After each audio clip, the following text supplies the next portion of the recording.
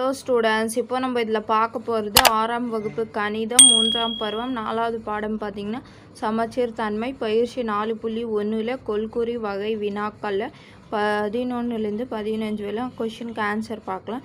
First 11வது question பாருங்கள். பின்வருவனற்றில் எந்த எழுத்திற்கு சமச்சீர் கோடு கிடையாது? எல்லாமே கேபிட்டல் லெட்டரில் நீங்கள் எழுதி பார்த்தீங்கன்னா எதுக்கு சமச்சீர் கோடு வராது பார்த்தீங்கன்னா பிக்கு வராது. அப்போது இதுக்கு ஆன்சர் பார்த்தீங்கன்னா செகண்ட் பி ஆன்சர். அதுக்கப்புறம் 12வது கொஷின் பின்வருவனற்றில் சமச்சீர் தன்மை பெற்ற படம் எது?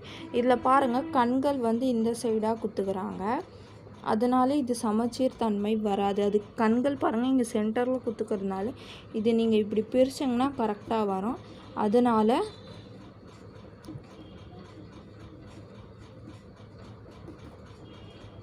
அப்போ இதுக்கு ஆன்சர் பார்த்தீங்கன்னா இதுதான், 3வது தான் கரெக்ட் ஆப்ஷன். அதுக்கப்புறம் 13வது கொஷின் பாருங்கள். நிலை குத்துக்கோட்டை சமச்சீர் கோடாக பெற்ற சொல் எது? நிலை குத்துக்கோடுனா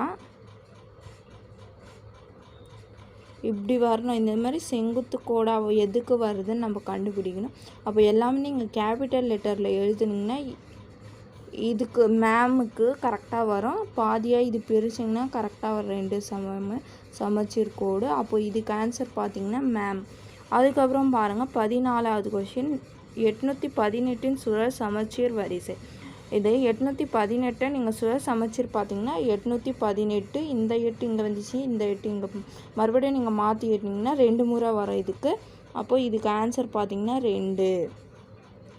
அதுக்கப்புறம் பாருங்கள், ஒரு ஸ்டார் குத்துக்கிறாங்க ஆனது டேஷ் சுழல் சமச்சீர் வரிசையை பெற்றுள்ள. இதுக்கு வரிசை எவ்வளோ பக்கம் வருது பாருங்கள், 1 2 3 4 5 5 வருதுங்களா. அதனால இதுக்கு சுழல் வரிசை கூட 5 தான் வரும். அப்போது இதுக்கு ஆன்சர் பார்த்திங்கன்னா 5. புரிஞ்சுதுங்களா? அவ்வளோதான் இதுக்கு ஆன்சர். இதில் இருந்தது கொள்குறி வினாக்கள் முடிஞ்சிச்சு. புரிஞ்சுதுங்களா?